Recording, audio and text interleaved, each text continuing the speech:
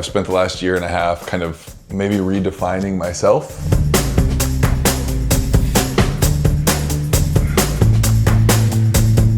Not necessarily just as an artist, but as a person as a whole. Country music star Brett Young has 7 #1 hits, 8.5 billion global streams, and is only one of 9 country artists with a diamond certified single for his mega hit.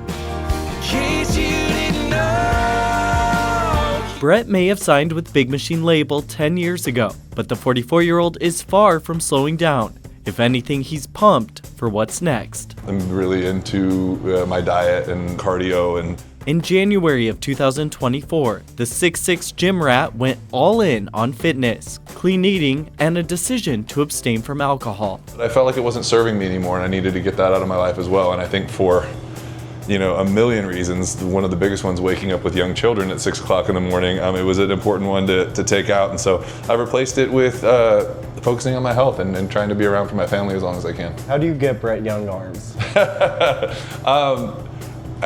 Old man strength is a real thing. But I'm just kind of, anything I set my mind to, I'm very religious about. And for the last, going on a year and a half now, it's been consistent. I haven't broken. I think with anything with health and fitness, it's about consistency. On a sunny day in May, he fits in a workout and 5K run before a sound check at Phoenix, Arizona's Celebrity Theater. Brett's Back to Basics World Tour doesn't have any flashy production elements. He lets his songs and artistry tell the story. Hi, how are you? Nice to meet you too. Thank you for coming. Because what you see is what you get. And that's what keeps fans coming to his shows and lining up by the dozens to take photos. Music works on a commercial level if fans feel a connection to the music and the artist. And if you're only connected to the music, then it doesn't matter who the mouthpiece is, right? But if you're connected to both, you might have a lifelong fan. And I can't really wrap my head around asking them to be loyal, committed, connected fans if I'm not also pulling back the curtain to show who I am as a person.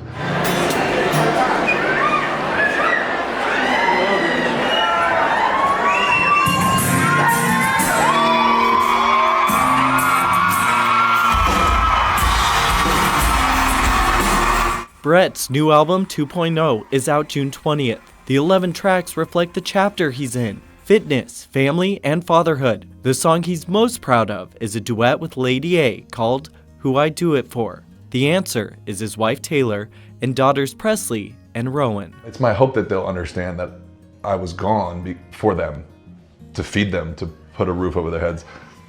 Them missing me was just a byproduct of me taking care of them. They're living a cool life and they're getting, even though it's not glamorous, to be on Daddy's tour bus or come watch Daddy be on stage. It's cool for them, but it comes with its perks and it comes with its downfalls. The downfalls are that I'm gone a lot. And so that song is meaningful to me because that's real life for me and my wife. Brett also reimagined his biggest hit, In Case You Didn't Know, as a duet with Hannah McFarland. The song's really about men being bad at expressing their feelings. And so I thought, well, what is it then? What makes that okay for women to still hang around? I said the best way to do that is to bring a woman in. Let's add her perspective to verse 2 of the song. And so we didn't just ask Hannah to sing on it with us. We asked her to come in and write this new second verse with us. From sunup to late into the night, he hustles. And even after more than 2 decades in the music industry, Brett is still crafting the best version of himself. I think everybody, including my family and people close to me, thought I would have dropped it by the time I had success, and I couldn't because I believed in it and I was willing to work harder. If it wasn't working, I was willing to move to Nashville. I was willing to write for other people. I was willing to do whatever it took to have a career in this business. In Phoenix, Brian West, the Tennessean.